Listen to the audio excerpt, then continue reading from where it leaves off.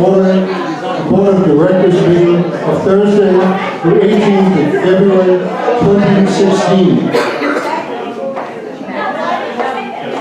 The first order of business is the call to order. And the introduction. If you could please keep the conversation down in the back of the room.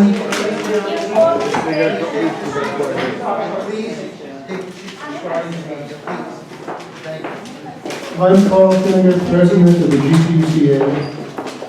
Barbara Dragon, Secretary. Joe Patel, Director. Justin Mack, Director at Law. Rich Telefuente, Director at Large. Serena Kobler, Tower 2. Richard Miller, Director, Tower 1. Frank Fittipaldi, General Manager. The first order of business tonight is the approval of the open board minutes. First, the minutes of December the 17th, 2015. Make the motion to approve the minutes of the December 17, 2016 meeting. Your second? Second. Discussion. Appears to be no discussion of the minutes. I'm calling for a vote. All those in favor of approving the minutes? All those opposed? No abstentions?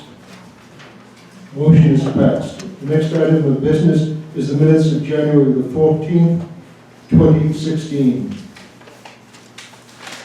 Make the motion to approve the minutes of the January 14, 2016 GTCA Board of Directors meeting open session. The second? Second, is there any discussion?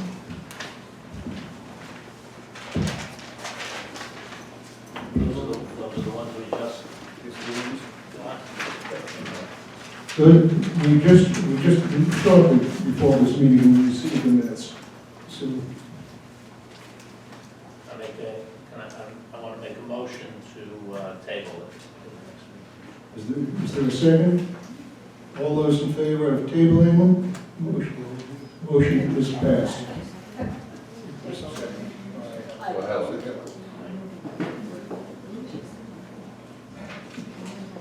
Now we'll move on to reports.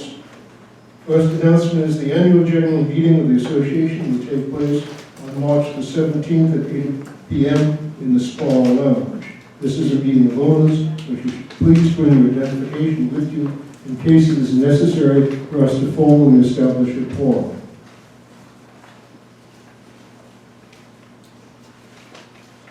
In reference to the Board of Directors elections for 2016, this month you'll get with your statement a letter of certification from the election committee, which I'll read now.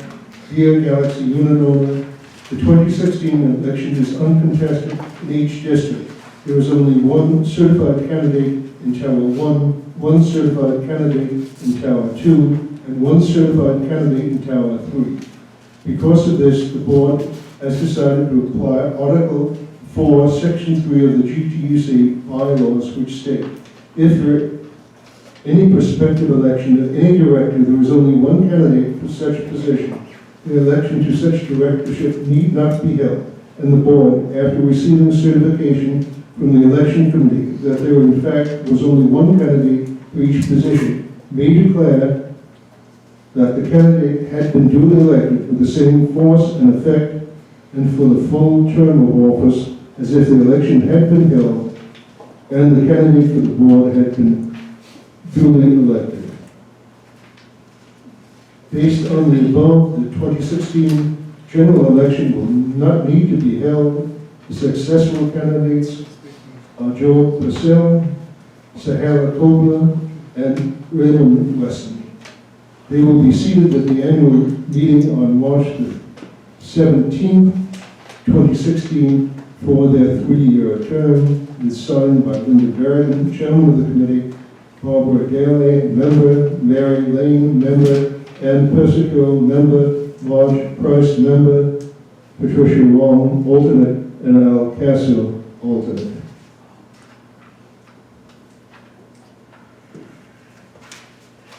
We will, at the annual general meeting, have the report of the election committee for this year's election as a business item.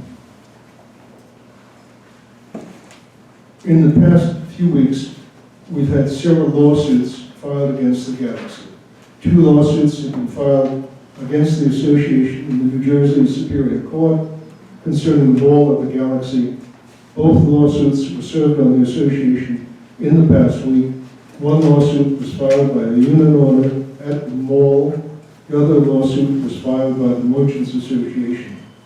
The disputes generally concern the manifestation, maintenance of common elements that impact the mall. There was also issues at the mall Merchants Association concerning the sharing of electrical power and parking. The association has been in discussions with the mall merchants associates over the claims during the past year and previously placed the insurance carriers of the Galaxy on notice of the potential claim. The association is now submitting the lawsuits to the association's carrier, the Galaxy Defense. It is possible that the association may have to defend certain of the claims with its own legal counsel. As this is legislation, it is not appropriate for the directors and the management to discuss these matters with the unit owners. Over the course of litigation, the board will provide updated information that is not of a legally confidential matter. Another matter that's come before us in the last week is the elevator accident. Following the tragic accident of February the 2nd, resulting in the death of the Shade elevator inspector, the association has placed its insurance carrier on notice. The insurance company has responded immediately and appointed legal counsel to represent the interests of the association. The insurance company has already been on site for a complete investigation. As a result of potential litigation arising out of this accident, it's necessary to preserve the evidence for inspection and evaluation. Therefore, elevator 6, when the accident has taken place, has been taken out of service so that the interested parties can make observations and inspections. When these inspections have been completed, any necessary repairs or replacements will be undertaken and the elevator will be placed back in service. At this time, the association cannot project when the elevator will be placed back in service. As there is a potential for litigation, it's not appropriate for the directors and the managers to discuss this matter with unit owners. Over the course of this matter, the board will provide updated information that is not of a confidential legal nature. On behalf of the board of directors, we would like to thank the staff who assisted in the aftermath of this tragic accident on February the 2nd. This Sunday, February the 21st, we will have a session of deals with the board in the Sparrow Lounge from 10 to 12 a.m. That concludes my report. We will now move on to the Treasurer's Controller's report.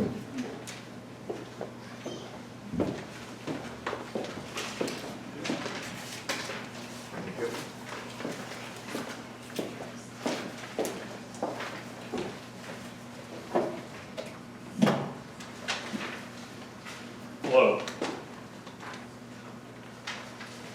Testing. Hello, my name is Mashe Mai. I will be presenting the financial reports this evening.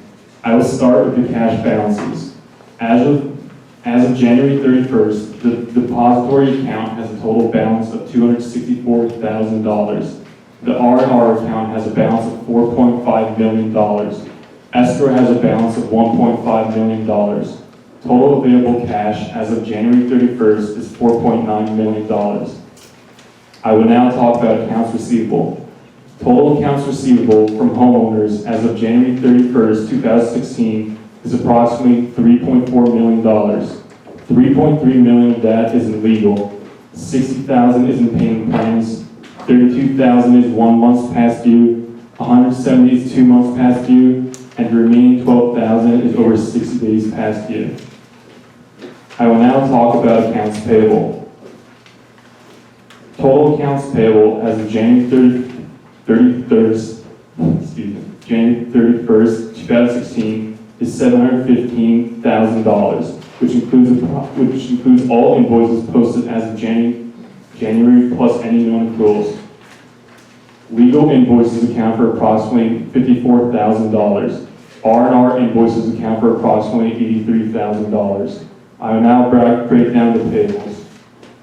$560,000 is 0 to 30 days old. $33,000 is 31 to 60 days old. $53,000 is 61 to 90 days old. Finally, $67,000 is over 90 days old. For the month of January, $342,000 of payments were made through Common Cafe. As of February 15, 2016, there were 635 owner occupants and 440 absentee owners. Of the 440 absentee owners units, 409 are occupied by tenants.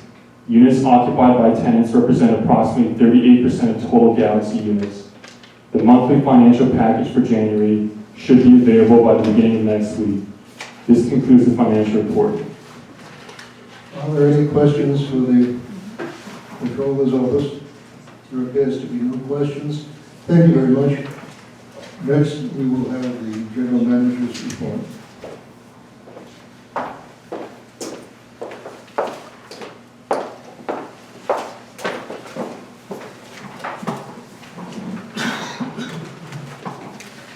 Thank you, Mr. President.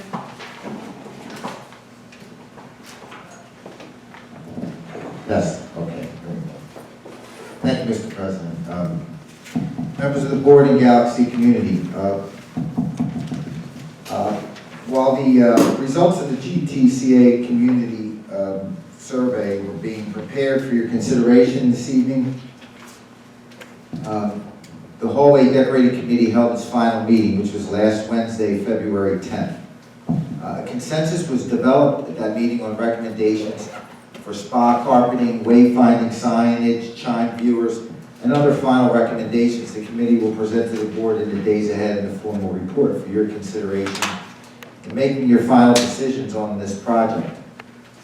At the same time, staff will be reaching out to the contractor community with a request for expressions of interest and qualifications, which will be used to vet potential contractors who will bid on supplying materials and performing the work for this contract. This will be done in advance of the competitive bid, and any and all contractors who are pre-qualified will then be invited to bid on the technical specifications, which at this stage are 95% complete. At that point, then we believe we can recommend the low bidder among all the bidders on the project. I have 4 important items of business to discuss tonight, which we'll be recommending for approval. Before that, I'd like to just mention the Winter Storm Jonas event of January 23rd. And I want to commend the Galaxy staff again and for also the full-time contractors on the property who worked hard and dedicated in dedication of servicing the Galaxy property and residents during that storm. During the worst of the storm on January 23rd, while the roads were either closed by authorities or otherwise impassable, several employees in housekeeping and maintenance worked tirelessly throughout the weekend in blizzard conditions, some working double and triple shifts to continuously clean the snow and salt the property. And as most residents were homebound throughout that day on Saturday, we appreciate that the security staff, front desk, and spa staff as well were willing to work multiple shifts to ensure there was coverage and no disruption in the amenities offered.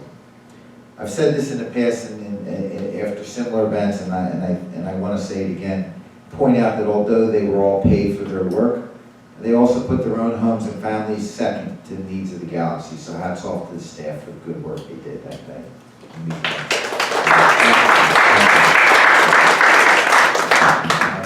Also, we had some extreme temperatures this past Saturday and Sunday, February 13th and 14th. Staff responded to 2 frozen sprinkler pipe emergencies. The first one was at 4 p.m. on Sunday in the Galaxy Spa Pizzeria, Brunello's in the dining area, which was undergoing construction previously. A sprinkler pipe burst, causing damage to several mall stores below. Thankfully, Galaxy maintenance staff was on duty and was able to quickly assist by shutting a portion of the system down. to help the mall stores below also secure a restoration contract to pursue immediate emergency cleanup. A second sprinkler emergency although minor in nature, took place around 9:30 p.m. that evening, Sunday evening, on the 16th floor of our garage, which affected a small portion of the management office floor. Again, maintenance staff was on hand and worked until midnight to perform emergency cleanup. Okay, so now for the business. Before the board this evening, there are 4 approval items which I would like to discuss. The first, and not necessarily the least, but perhaps the dirtiest of all the jobs, is a recommendation for purchasing pneumatic valves for your sewer lift stations. Staff will be recommending a contract to the low bidder for this work. These important valves are key components in the sewer lift station pump systems. They prevent excessive head pressure on motor startup when the pumps come on, which is several times per hour. They also prevent hundreds of feet of sewer pipe from backflowing into the pump impellers, and are integral components of the lift station mechanicals and controls. These specialty products are not stock shelf items, and a long lead time on manufacture and delivery is expected. Naturally, with all these recommendations, we took competitive bids and will be recommending the lowest bidder, which, by the way, was Bergen Industrial Supply at $18,293 per valve for the 2 valves. Comes to $36,580. Next up on the list is a recommendation to approve the landscape contract renewal to Nemco Landscape Services for a 12-month period at a cost of $49,500, which was the same price Nemco gave us last year. They again were the low bidder last year among 3 bidders, right about at this time. Nemco is responsible for, among other things, to provide general maintenance, spring and fall seasonal cleanup, fertilization services, lawn cutting, and so forth between March and November. In March 2015, the board authorized a contract with Nemco at a cost, same cost, $49,500. Staff was able to negotiate, and Nemco complied with offering the Galaxy a renewal at the same price with no cost escalation. Next item is a 90-day restoration team initiative, a new 90-day restoration team initiative. Staff is recommending that a new initiative be started with 3 individuals who will work 40 hours per week, and at a cost of approximately $31,000 for the next 90-day period. The total value of the 2 previous authorizations, by the way, was $105,000. And as of today, expenses are projected to be at or below that target mark through the end of February, which is when the current authorization expires.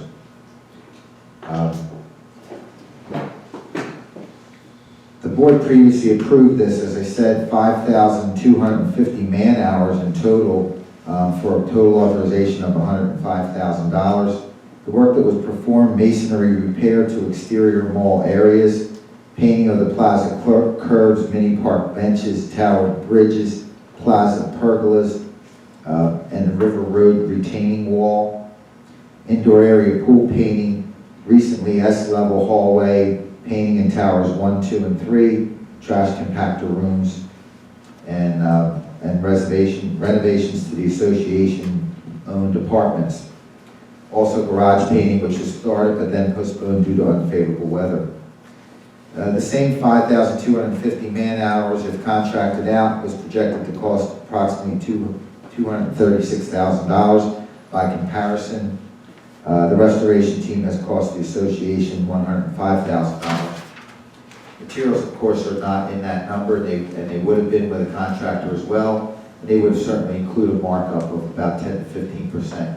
So conservatively speaking, the restoration team has accomplished quite a few items and saved the association about $131,000 compared to contracting out for the same work. Finally, the last item, which is why I stepped up to the podium, I have a couple of slides to show you, the board and community. We're asking for authorization to award a contract to Direct Energy LLC of Delaware for the supply of the Galaxy's electrical power for a 27-month period beginning December 2016 and ending in March 2019. This would be an all-inclusive fixed price contract for 8.69 cents per kilowatt hour. Based on Galaxy's current usage of electricity at 19,455,000 kilowatt hours a year. It's actually 19,455,500. The estimated annual value of this contract is $1.6 million or $3.8 million in change for the 27-month life of the contract. At the October meeting in 2015, the board authorized Premier Energy Auctions of Fairfield, New Jersey to solicit bids in an online auction for the award of a contract to the lowest bidder for that portion of the association's electrical expenses known as the index adder. The index adder is comprised of costs paid to energy suppliers for transmission of electricity over the national grid and other minor ancillary costs associated with the purchase of electricity. The board additionally authorized myself, the general manager, in consultation with Premier Energy Auctions, to monitor the New York Mercantile Exchange and enter into one or more contracts or layered hedges for all or a portion of its Galaxy's electrical energy supply for that same 40-month period that they took the bids for. And that was authorized to happen whenever we felt electrical commodities pricing was deemed to be most advantageous to the Galaxy. However, in no event would the combined cost of the index adder and electrical energy would exceed 9 cents per kilowatt hour, which is close to what you're paying now with another supplier. When combined, the index adder and commodities costs are known as the total supply costs, which account for about 70% of your total electric bill. The other component of your electric bill is the delivery costs, which are fixed by the Board of Public Utilities and delivered by PSE&G in this area. That portion of your bill is not subject to bidding or negotiation. That's a fixed cost. Since the October 25th authorizations that I just mentioned, Premier has conducted a number of auctions on behalf of the Galaxy and solicited bids for both that index adder as well as bids for an all-inclusive fixed price contract for a total supply cost, which is the type of deal you have now with Hudson Energy. 13 suppliers were solicited and offers to enter contracts for terms of 14 months to 27 months were received. The lowest bidder for both the separate index adder and an all-inclusive supply cost was Direct Energy LLC of Delaware. Premier Energy Auctions, as a result of that bid, Premier Energy Auctions is recommending award of a contract to Direct Energy for an all-inclusive fixed price contract at 8.69 cents per kilowatt hour for the 27-month period beginning December of 2016 and ending March 2019. Now, by comparison, for the same level of consumption under the current contract with Hudson Energy Corporation, the Galaxy's annual expenses for the 12-month period between December 2014 and December 2015 were $1,822,000 and change. The contract with Direct Energy will deliver annual savings of $131,500. It's a 7.2% reduction in your energy expenses, or $296,000 over the life of the contract for the 27-month term. Now that requires a leap of faith to accept that Premier Energy is recommending that pricing is most advantageous today, and we should lock this deal in as quickly as possible for that 27-month period in the future. So there's a few slides that I'd like to show you that demonstrate where they arrive at that recommendation. And there are, for the board that can't see this slideshow, there's additional copies of these slides on your table. There are three things that affect energy prices directly that influence the market to go up and down. The first one is the weather. And weather patterns that particularly El Nino recent weather patterns in the Pacific Ocean, which bring warmer tidal water temperatures than normal, have affected weather in a positive way, bringing us a very mild season in 2015, going into 2016. This has a direct impact on the demand for energy and therefore the pricing for energy. And these patterns first affect natural gas. And natural gas directly affects the cost of electricity on the open market and exchanges. Also, there are two other things that affect, and that's energy production. Again, natural gas, and the correlation between natural gas and energy is a direct correlation, which we'll see in a minute. Increased fracking across the country has produced higher than average production, and also the storage of natural gas, which is at an all-time high in the United States today. So these three items affect the cost of energy directly. Good, next slide.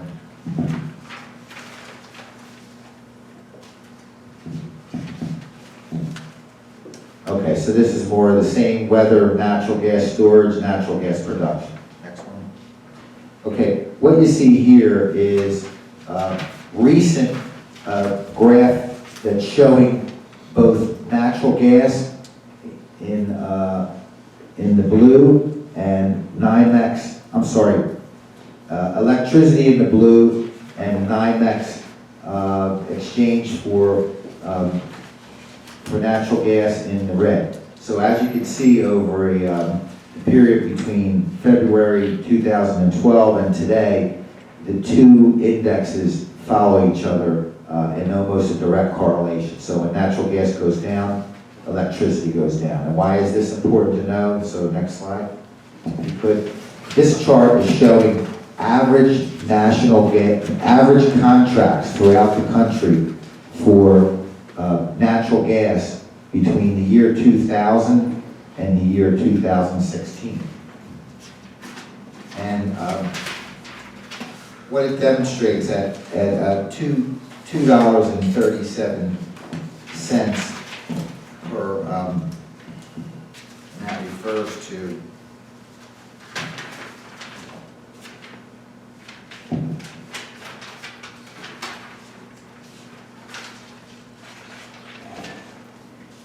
I believe that refers to billions of therms for $2.70 for a billion therms versus where it was in the year 2000, $3.89 for the same commodity some 15 years ago. You also see some highs as high as $9.03 in 2008, very bad year, $8.62 in 2005. Anyway, the numbers on the bottom row tell the story of what the trends have been in the last 15 years. We're certainly at an all-time low with natural gas, and again, electricity follows it as well. And next slide, if you would. This slide is showing commodity prices for 12-month contracts. Now, we don't have commodity prices for the 27-month contract that we're proposing, but this is a direct indication of what's happening with electricity prices on the open exchange today versus what they were going all the way back to the year 2001. And very briefly, in 2002, for about a minute, prices dipped below as $30 versus where they are today. But this chart demonstrates we're at an all-time low. So again, we think we're going to save with this contract about $300,000 over its life versus what you're spending today with Hudson Energy. So that includes my remarks, and thank you very much. Any questions from the board? Are there any questions from the board? Appears to be no questions from the board. Oh, excuse me. I just wanted to thank our general manager and his team, Plant Services, and Allied Barton for fantastic work that they did during the storm. Next item on the agenda is a special business item. the appointment of director to fill the unfinished term of Barbara Drasher. About several weeks ago, Barbara sold her apartment in Tower 3, so she could no longer continue on as a director. She is, however, continuing on as secretary and has graciously consented to do so until the March meeting when we elect new officers. Under our bylaws, the treasurer and the secretary do not have to be members of the board. I'd like to thank Barbara for all her efforts here as secretary. I think I speak for the board, in particular her review of all our legal bills over the last 3 years, and we had a considerable reduction in our legal costs because of her diligence in watching the billing. I agree with, I think Barbara.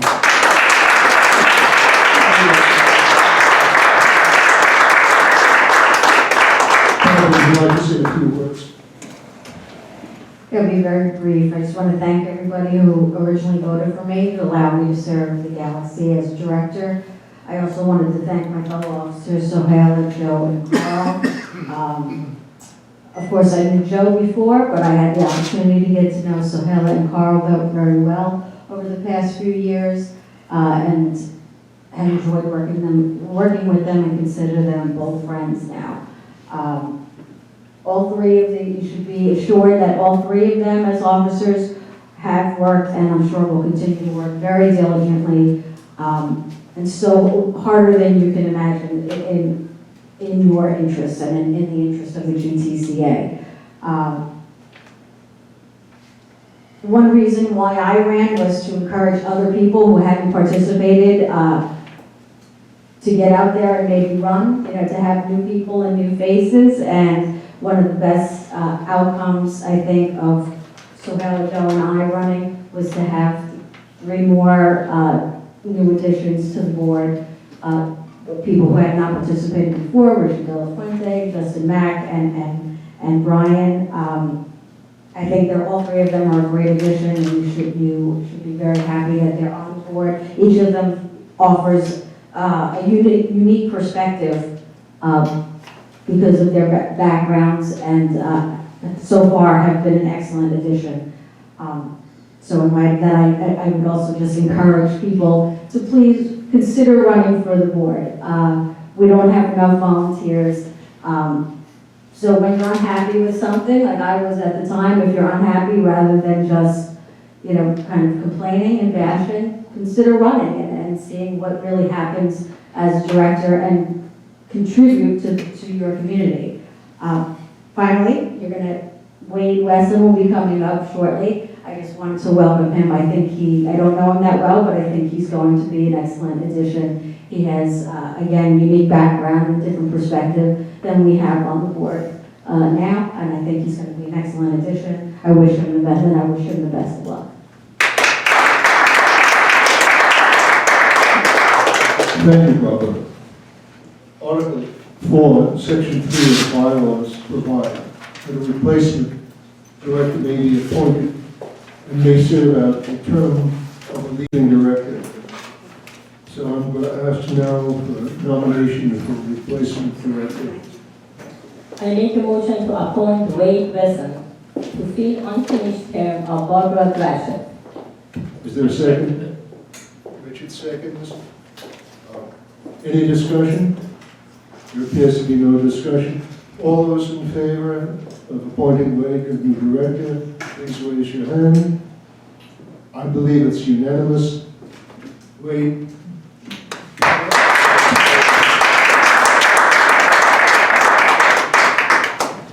Welcome to the board. Perhaps you'd like to say a few words?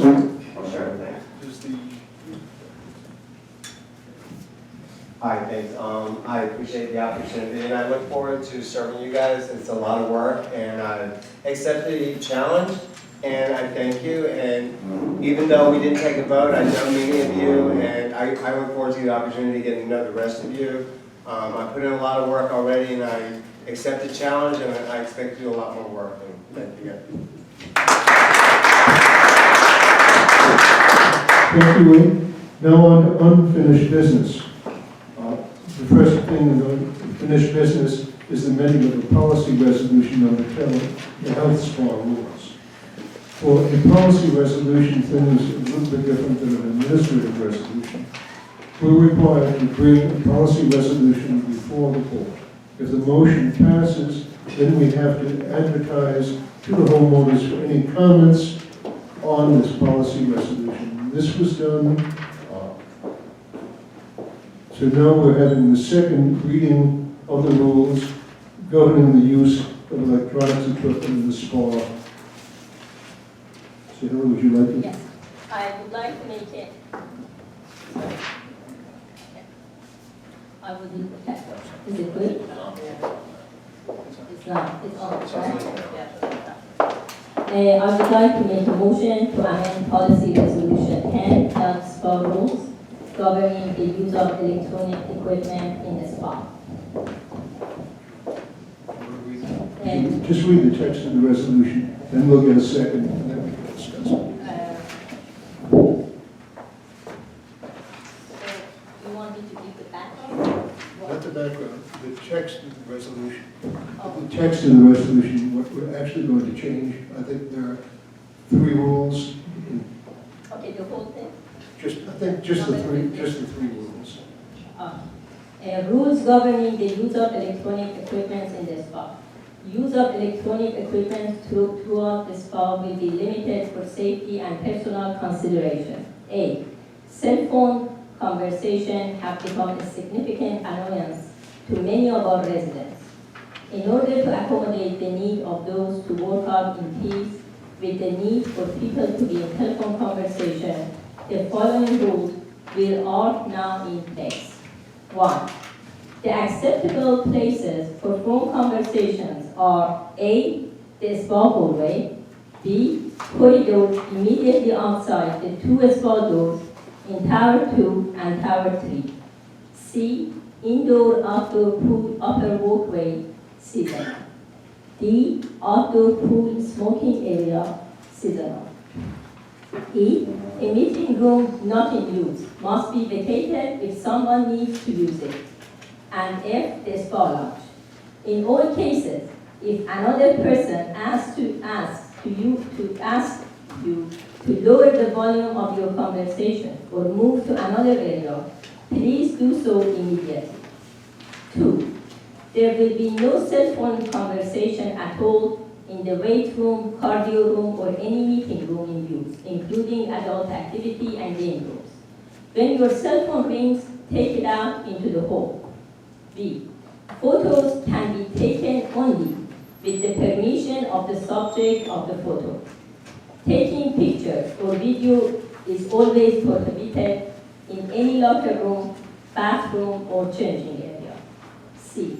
Personal audio devices are permitted only when listened to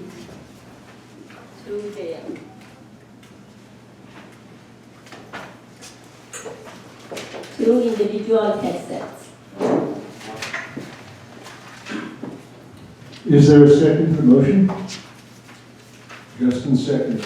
Is there discussion of the motion? If I give you some background, this is the second reading, and the SPA General Rules has 25 rules. The SPA Committee recommended some changes to the rules, and it was posted in the weekly update and was discussed in December open session board meeting. 2 comments from the board. One, there were some overlap between the new and the old rules. Also, there was a concern that since the original proposal indicated no electronic devices are allowed in the pool, how about people that they would like to use those technologies that allows recording physical activities? The proposal was postponed, and the SPA committee revised their recommendations based on these comments. And they came up with the following version that I just read it to you. So rules 15, 16, and 17 will be replaced by rules governing the use of electronic equipment in the spa, which I just read it to you. And rules 18 to 25 will be renumbered from 16 to 22. Are there any additional comments? No. Does anyone have any additional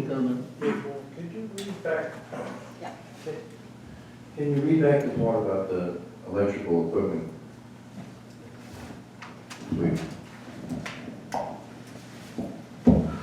Electrical equipment.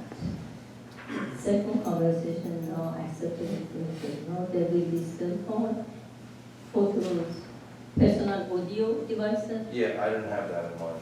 Okay, I didn't C. see that in mind. Yes, C, personal audio devices are permitted only when listened to through individual headsets. And it doesn't say anything about, it doesn't mention anything about the wrists.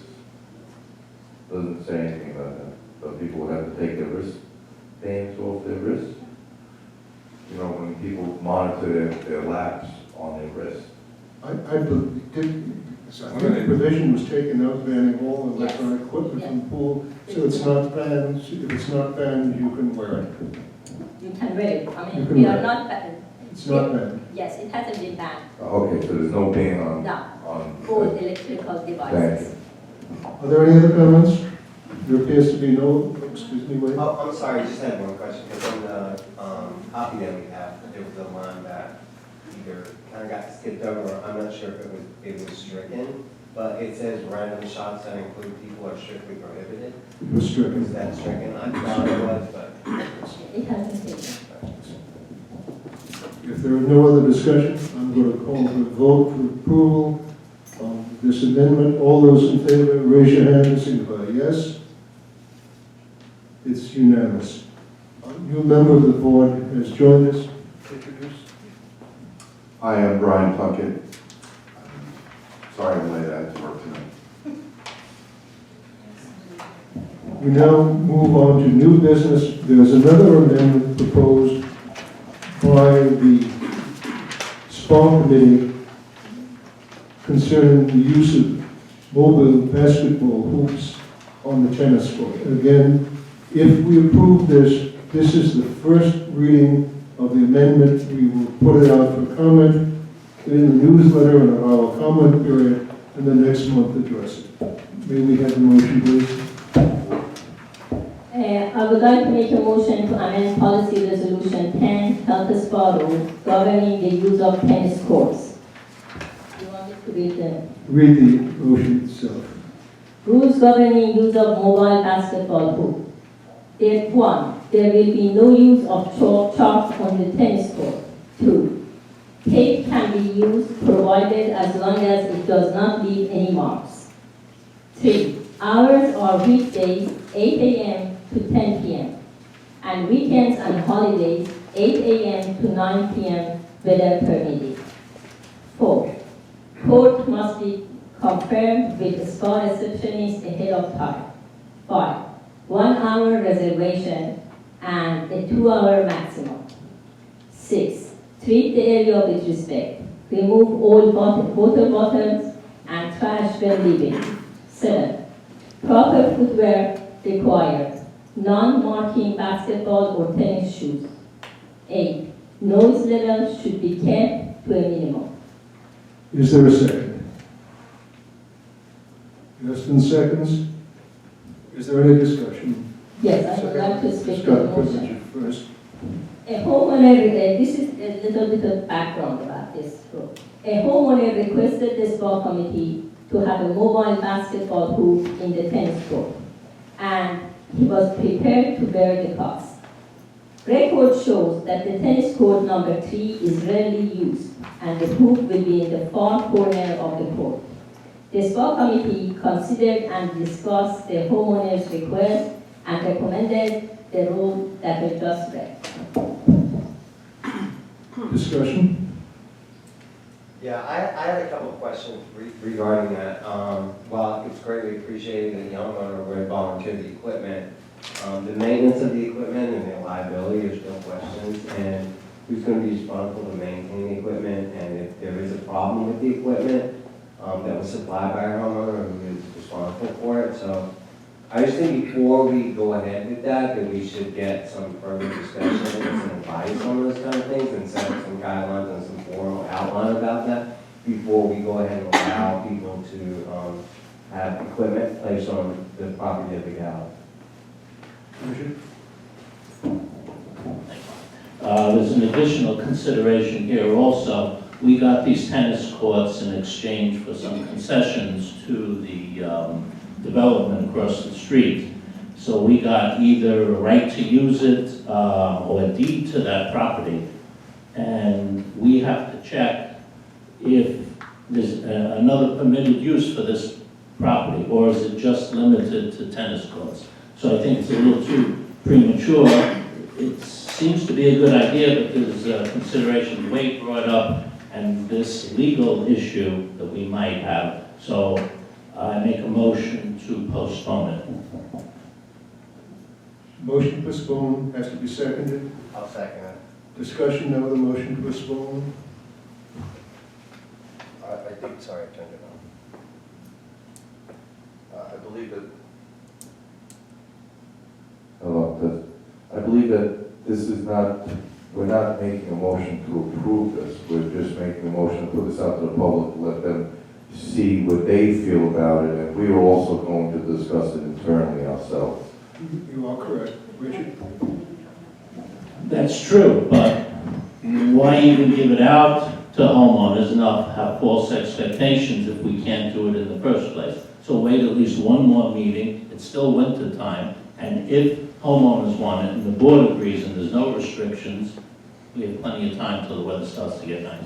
Wade? Yeah, I'm sorry, I just want to make one more comment. Like, I agree that we are just putting it out there, but I think we should put out all the information at the same time. And if there is a insurance that, you know, premium that goes along with it, we should just put it out there, that we're putting it out there, but this will be the cost and that's the notification. So that the information goes out, and everybody knows exactly what we're talking about all at the same time.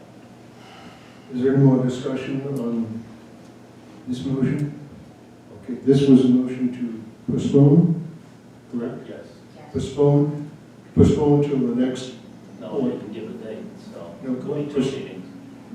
maybe, okay, remember, postpone indefinitely means it's a way of killing it. We could postpone it till the next board meeting, and then postpone it again if we had to, if I could modify it. Is there any other further discussion? All those in favor? I'm sorry. So Richard, you're going to take it upon yourself to find out what the property deed is, if we have the right to use Please it. address your question, John. Sorry, President, who would be trying, who is going to investigate to find out what the property uses are? We will try, any board of directors who has any information will provide it to the general manager. The general manager will talk to our legal staff to see if we can find out the documentation when we took this over. Thank you. Richard? Yeah, the association should have in its files records when we got the rights to use the tennis courts on the property. So I would suggest first that management search the files, the file cabinets. We have a lot of old information. And I think I once even saw a file labeled the development across the street. Generally, I think that's a great idea for homeowners with their kids, they play basketball, but I agree that they need to do more investigation. So my question is going to be postponed for up to the next meeting, right? Postponed to the next. We will postpone it till the next meeting. To the next And we'll one. put it on the agenda. If it passes, then we can postpone it again if necessary. All those, that I'm going to call for a vote, all those in favor of the motion to postpone to the next meeting, raise your hand to say aye. All those opposed, the motion passes. The next item of business is a revision of administration resolution number 2. The administrative resolution does not need to have a first and second reading. Before we have the motion, just to make sure everybody understands, AR2 is the collection procedure. And what we want to do is reflect in a new AR the collection procedure that actually is going on now. There's also 2 other ARs, AR17, which is procedures relative to unpaid garage assessments. And what the intention is to combine AR17 into AR2. This is an additional AR42, procedures for charging the common expense of escrow assessment. And the attempt here will be to fold AR 42 into AR2, so there's one place where you can go to see what the collection procedures are. Joe? Make the motion to rescind AR 17 and AR 42 and revise AR 2 detailed as follows. 1, in AR 2 section 1, increase the late fee to $50 and add the late fee is one charge for all items late in the applicable month. And also add that the $50 late fee charge each month if the unit has any outstanding balance. The second chain revision would be in AR2 section 2B. We'd add the language, the use of garage parking, the use of key fobs, spot privileges, the use of storerooms and bins, and the ability to have deliveries made. If the owner is in arrears for a reserved parking space for over 45 days, the reserved parking sign will be removed and the owner will go back on the waiting list for reserved parking. If the owner is in arrears for 45 days and the contents of the storage room and bins are emptied, locks changed, then the owner will go back on the waiting list. The next change revision in AR2 section 10, strike any reference to delinquent tenants. Tenants cannot incur charges. Delete section 10 concerning tenants. The next revision in AR2 is add the language of AR42, procedures for charging common expense assessment escrow, and add the language of AR42 and as a new section 10 to AR2, strike the reference to tenants or their tenants. And finally, AR17 procedures relative to unpaid garage assessments and other charges, rescind AR. These provisions will be included in AR2. And AR42 procedures to charge for charging common expense assessment escrows, rescind the AR. These provisions are included in AR2 as well. Is there a second to the motion? I'll second that. Reed seconds the motion. Now we can go into some discussion of this. Want to make a few comments, Joe? One of the major change of this would be a flat $50 fee, whether it's parking, bins, or your maintenance. Currently, there's a fee, a late fee for parking, there's a late fee for storage, and there's a late fee for the apartment. So this would strike the two and just combine, increase it slightly and have one fee. The other thing that needs to be highlighted is that we will start enforcing the 8% on the outstanding balance that was already included in the AR, but really wasn't enforced, so that'll be enforced. And by enforcing the 8%, it kind of adds some fairness that if your apartment's bigger, so your arrears are bigger, you're going to be penalized a little bit more than somebody that has a smaller outstanding balance. So those, to me, are the biggest highlights of that. I would just like to add one more comment. When we talked about the use of the parking garage, the whole AR would read in that regard. If the unit owner's enjoyment and use of the association's privilege, included and not limited to the following, would be canceled and automatically suspended without further notice after 41 days. This would include voting in any association election, the ability for the unit owner to charge any item on a credit card, the provision for repair and make non-urgent repairs or do maintenance services in your unit, the use of garage parking, the use of key fobs, spa privileges, storerooms and bins, and the ability to have deliveries made. Are there any other comments now?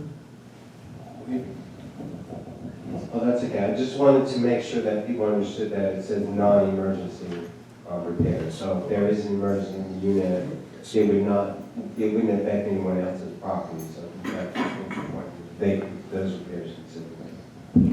Are there any other comments? There appears to be no other. Justin? So if you go past a certain amount of time, and we allow people to keep parking in the garage, at what point do they lose their full parking privileges? That's correct, they lose their parking privilege. Full parking, Yes, after 45 days, they can't come inside the garage. correct. Not just their reserve spot, they can't. Lose come their in the garage. parking privileges. Okay, thank you.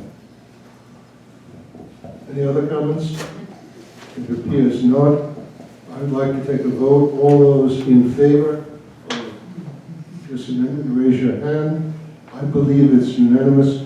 Thank you very much. The next item of business is the landscape contract for 2016. I'd like to make a motion to renew the Nemco Landscaping Service contract for a 12-month period from March 1st, 2016 through November 30th, 2016 at a cost of $49,500. Is there a second? Wait, second. Discussion? The board authorized the contract for Nemco Landscaping Service for the annual landscaping services of the GTC at a cost of $49,500. And Nemco Landscaping Service was the lowest bidder among the three bidders, which responded to the advertised scope of work. Nemco was attentive to the needs of the Galaxy and provided good services through the 2015 season. Are there any other comments? Richard?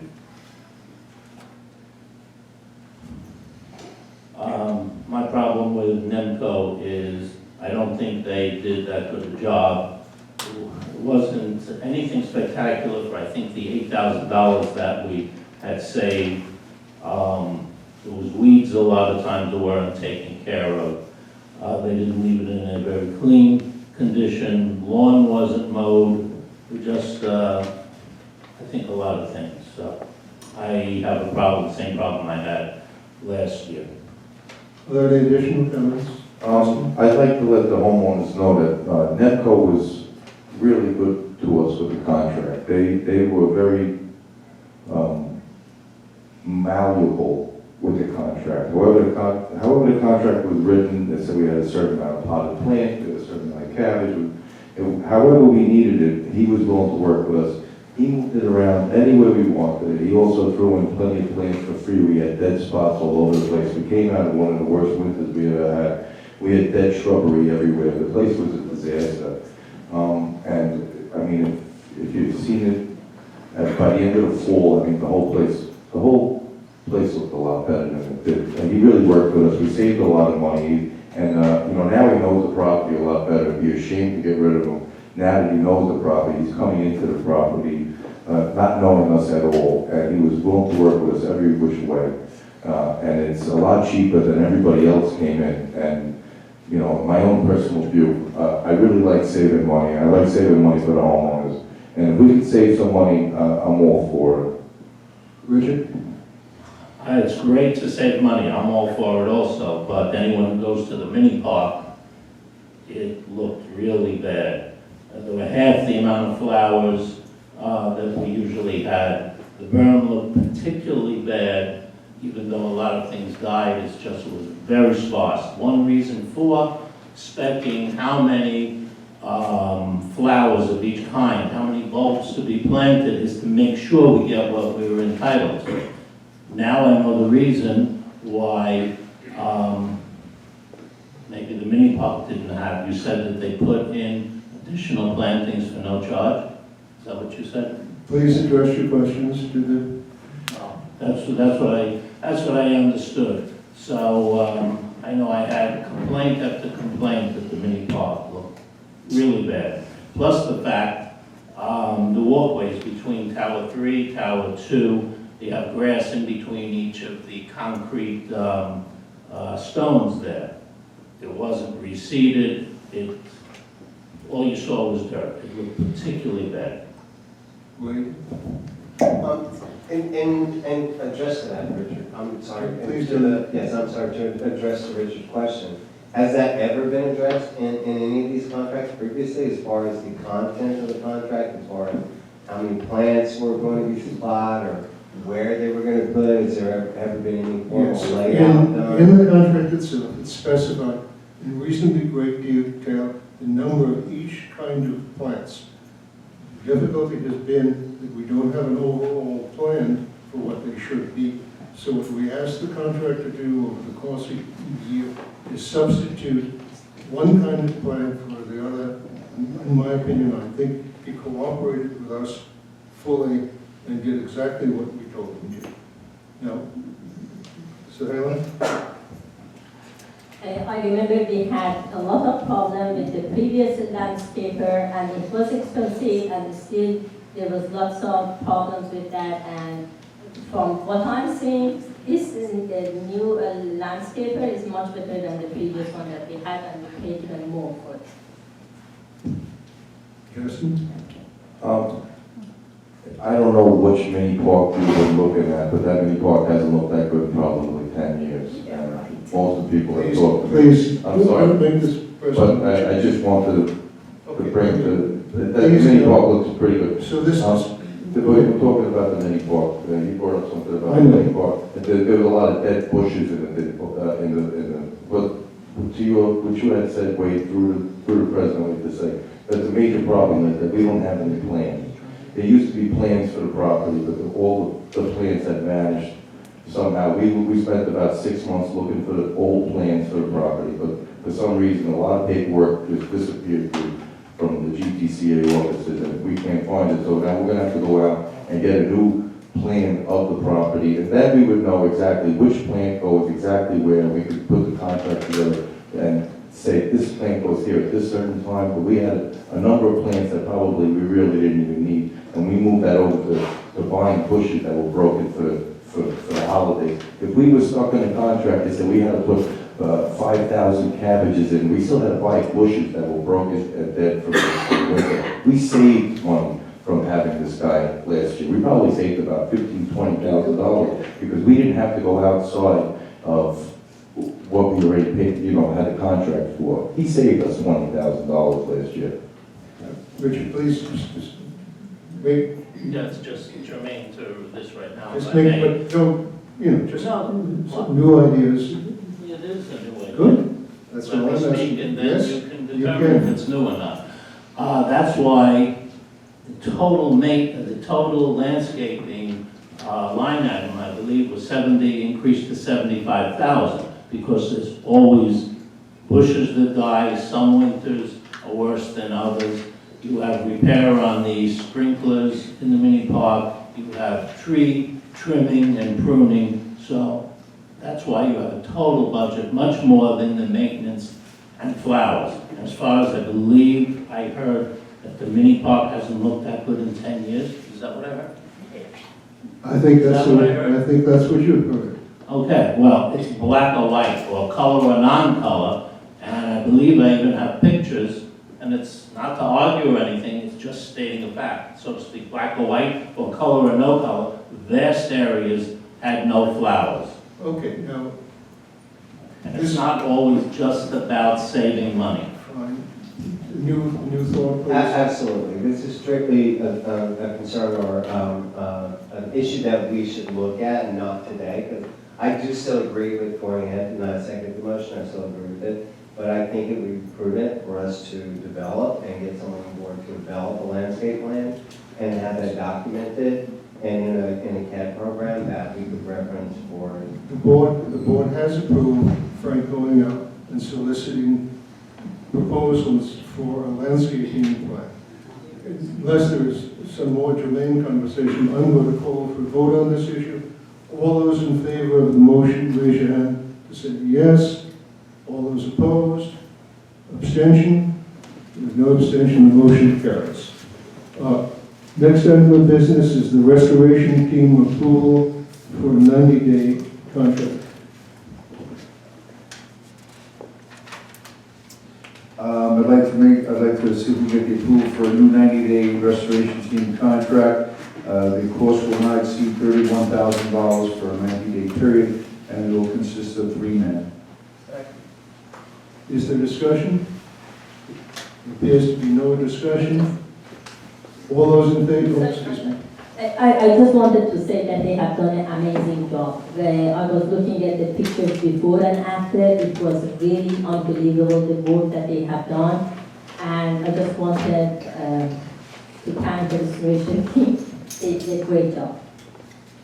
Justin? I'd like to echo what you're saying. I believe the restoration team, I know Frank said in his report how much we saved in man hours, basically, but we saved a lot more than in man hours, because if we would have let most of the wood benches and tables and pergolas that were untreated for years go any longer, especially coming after that bad winter, these guys actually physically repaired wood. They put wood putty. They put the mini park back together. We'd have to be going for $100,000 to put those benches and put the pergolas back in place, because the wood would be rotten out, and we'd have to be putting extra cost into fixing the infrastructure instead of just trying to maintain it. You know, that was really neglected for years and years. I applaud Rich for this project, and we owe it all to Rich. I mean, he's been there this whole time, and I believe that. Forget about the $100,000 we saved in labor, but we've saved hundreds of thousands of dollars already in not having to replace infrastructure. And going forward, having proper paint, the simplest thing of putting paint on stuff that's outside will save in the long run, because the metal gets rusted, the wood gets old. I mean, it gets weathered, the concrete that was broken, it just gets worse and worse and worse. If we don't address it now, we're looking at millions of dollars in the future of infrastructure. If we don't start to protect it now. I believe if we didn't do those pergolas this year, we have to be changing them next year. Does someone else have comment? Joe, do you see that? I would say the same. I think this is one of the projects, you know, a homeowner should be proud of. I've had numerous homeowners and visitors saying how nice it is to actually see people out there working and getting things done, and what it's done for the curb appeal of the Galaxy. And again, they said the team is talented and nimble, so that on a rainy day they're inside, on a sunny day they're outside, and if we were hiring contractors to do a specific thing, the projects would be delayed. They would have to come back because they'd be here for one specific project. But you know, these teams have been talented and be able to make a nice difference here. Any additional comments? There seem to be no additional comments. All those in favor of the proposal, raise your hand to say yes. It's unanimous. The next item of business is the 27th electrical contract. Oh, I'm sorry, excuse me. Next item of business is garage committee new members, Rich. That'll be me. We have 4 new members that would like to enter into the garage committee. They have attended the two sessions, and they were voted on, and all 4 were approved to present to the board tonight. Would you like the names? Yes, please. The first one is Thomas Adams, William Freimer, Annabelle Fonessa, and Peter Jankowski. Is there a second? Motion is seconded. Any discussion?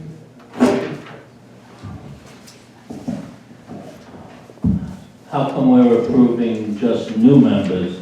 Every year at this time we have to reapprove all committee members. So who else is on the committee, and why aren't we approving the other members? Because nobody has made a motion to do so, and no item has been before.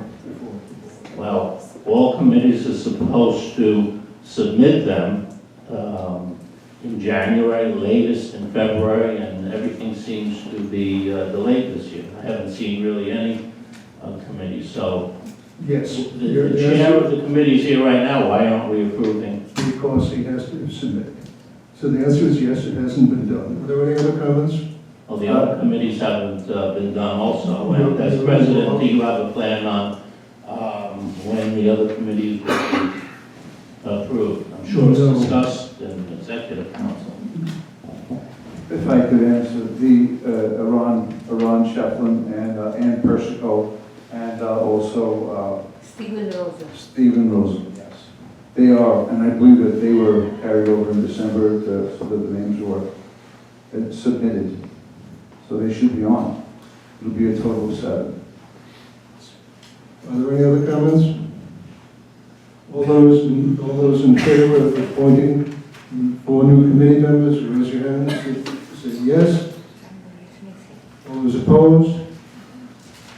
Abstentions? No, the motion is carried. 27-month electrical contract. Excuse me, I'm sorry to interrupt, who seconded that motion? Was you? Thanks. Joe?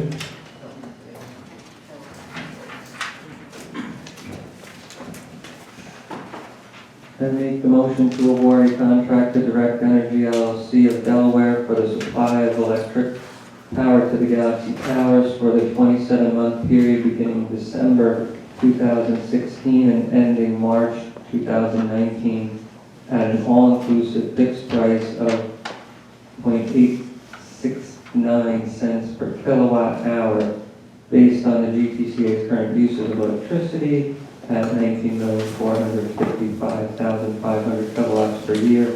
The estimated annual value of this contract is $1,690,682 or $3,804,037 for the 27-month life of the contract. Is there a second? 8 seconds. Discussion? There appears to be no discussion. All those in favor of the motion, raise your hand and say yes. The motion is passed unanimously.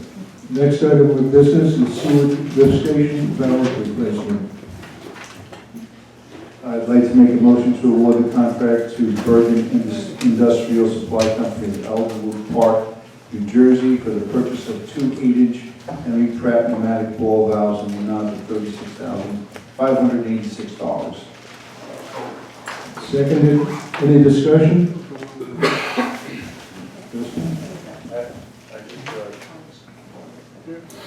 And Frank Bernard, through the chair, next president. When was the last time you think that these valves were changed? Are these original parts?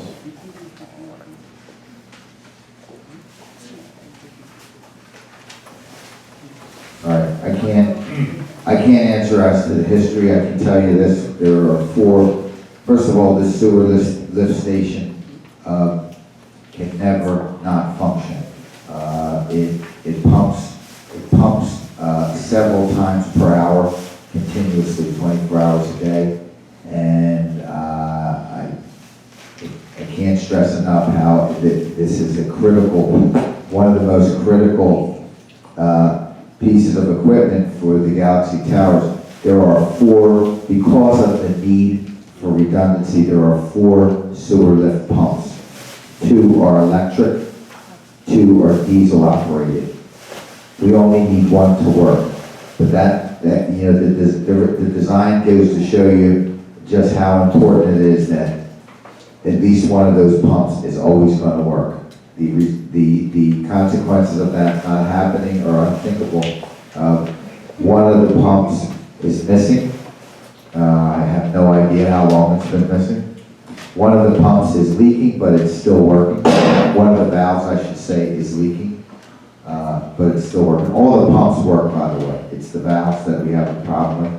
So one of the valves is missing. One of the valves leaks. One of the valves needs to be repaired, and the 4th valve is working very well. So we're at the point of critical mass, and while these were replaced at some point in the past, I can't tell you the history. It goes back to the beginning of time for the Galaxy. Okay.